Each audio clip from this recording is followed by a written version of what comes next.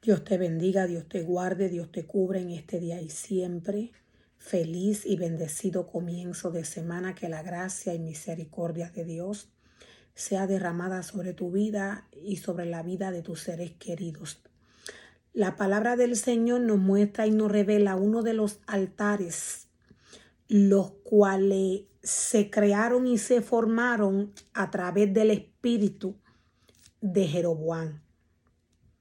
La palabra del Señor nos muestra y nos revela con claridad cómo se forman y se crean los altares que vienen del espíritu de Satanás y cómo Dios forma y crea sus altares y sus ministerios. Dios no tiene nada que ver con el mundo y mucho menos con la carne. Por esto, cuando Dios llama al hombre, Dios lo santifica y lo purifica. Dios le entrega al hombre el libro de la ley y le advierte que Él es santo, que Él es puro y que Él es limpio. Estamos viviendo un tiempo sumamente peligroso, donde la palabra del Señor nos muestra y nos revela. La palabra del Señor nos habla de los falsos maestros y de los falsos profetas. Dios nos dice que para estos tiempos de apostasía, ellos saldrían a engañar al pueblo de Dios y a sus ministerios. La palabra del Señor nos muestra y nos revela con qué astucia estos vendrían a engañar al pueblo de Dios. Dios nos dice que muchos iban a seguir sus enseñanzas, y por causa de las enseñanzas del falso maestro y el falso profeta, la obra de Dios, el ministerio de Dios, sería echado por tierra. La reputación de la santidad de Dios, de los ministerios del Señor, sería echada por suelo, por tierra. Uno de los altares que la palabra del Señor nos muestra y nos revela, uno de los altares que viene de este espíritu de Jeroboam, es el que Dios nos muestra en Segunda de Reyes 21, verso 1 en adelante. Aquí Dios nos habla del reinado de Manasés. La palabra del Señor nos muestra y nos revela de qué manera Manasés comenzó a crear y a formar casa para Dios. La palabra del Señor, recordemos, es espíritu. La palabra del Señor es profecía. Todo ser humano que Dios llama a trabajar en su obra debe de seguir el mandato de la ley de Jehová. Este debe de obedecer la palabra de Dios y no las palabras de los hombres. Para estos tiempos de apostasía, el hombre seguiría al hombre. Y por esta causa, el espíritu de Jeroboam, el espíritu de Satanás, tomaría los ministerios llamados por Dios y los derribaría. Ahora Dios nos habla de un remanente que salió de Dios porque no le pertenece al Señor. Estos tienen una asignación. Hay ministerios que Dios llamó y Dios capacitó para que trabajasen para Él. Y hay ministerios que Dios no llamó. Hay ministerios que Dios no le dio cargos. Por tanto,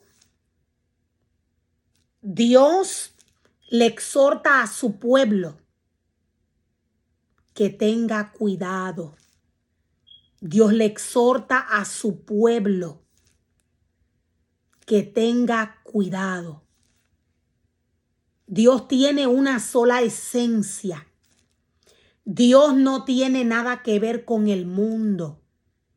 Nadie que trabaja para Dios en su casa y en su altar